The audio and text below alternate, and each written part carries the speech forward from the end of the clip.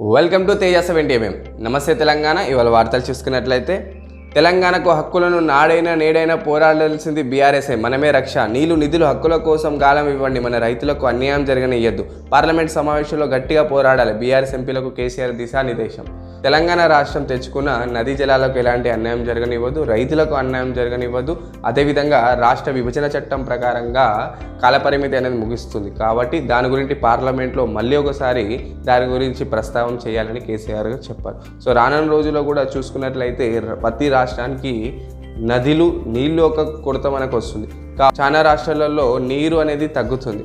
కావున ప్రజలు ఏ విధంగా సంఖ్య పెరుగుతుందో నీరు కొరత కూడా మనకు కనిపిస్తుంది. అదేవిధంగా తెలంగాణ రాష్ట్రానికి రాబోయే రోజుల్లో రైతులకు అన్యాయం జరగొద్దు, అదేవిధంగా తెలంగాణ ప్రజలకు కూడా తాగునీటి సమస్య రాకూడదని పార్లమెంట్లో మళ్ళీ ఒకసారి దాని గురించి పోరాడాలని కేసీఆర్ గారు చెప్పారు.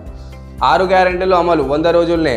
ఆ దిశ కార్యాచరణ ఇప్పటికీ మొదలైంది. రాష్ట్రంలో అన్ని వర్గాలకు సమన్యాయం. టీఎస్పీఎస్సీ ద్వారా త్వరలోనే ఉద్యోగాల భర్తీ. కాలేజీల కానాచి. దేశంలో 2వ స్థానంలో తెలంగాణ. సామాన్యంగా గుజరాత్లో 10 లక్షల విద్యార్థులకు 32 కాలేజీలు మాత్రమే ఉన్నాయి. అదే మన తెలంగాణలో 10 లక్షల విద్యార్థులకు 52 కాలేజీలు ఉన్నాయి. తెలంగాణ రాష్ట్రం నిలిచింది ఎక్కువ కళాశాలలు ఉన్న రాష్ట్రంగా. అభివృద్ధి చెందుతున్న ఎడ్యుకేషన్ వ్యవస్థలో తెలంగాణ రాష్ట్రం 3వ స్థానంలో నిలిచింది. జిల్లాల వారీగా చూసుకున్నట్లయితే హైదరాబాద్ జిల్లా 3వ స్థానంలో ఉంది. రంగారెడ్డి జిల్లా 6వ స్థానంలో నిలిచింది. కబ్జా చేయండి, సామాన్యుడిపై భారం వేయండి. 20 ఏళ్లలో కిందట జీపీ పర్మిషన్తో ప్రభుత్వ భూమికి ఎసరు. 100 గజాలు 20 లక్షల చొప్పున అమ్ముతున్న అక్రమార్కులు.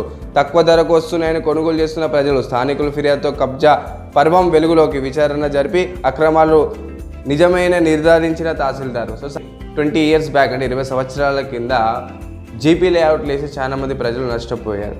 సో దానివల్ల తహసీల్దారు దాని మీద ఇప్పుడు వాళ్ళు చేసిన అక్రమాలను ఇప్పుడు బయట పెడుతున్నారు. సో ఏందో చూసుకున్నట్లయితే జీపీ లేఅవుట్లో మోసాలు అనేది జరుగుతాయి. జీపీ లేఅవుట్ అంటే గ్రామ పంచాయతీ లేఅవుట్. దానికి సంబంధించిన ఎప్పుడైనా మీరు భూమి కొనుగోలు చేసేటప్పుడు జీపీ లేఅవుట్లు తీసుకున్నప్పుడు కొన్ని జాగ్రత్తలు తీసుకోవాలి. ఇప్పుడు మన 2014లో చూసుకున్నట్లయితే మోస్ట్లీ డీటీసీపీ రేరా అప్రూవల్ వచ్చినాయి.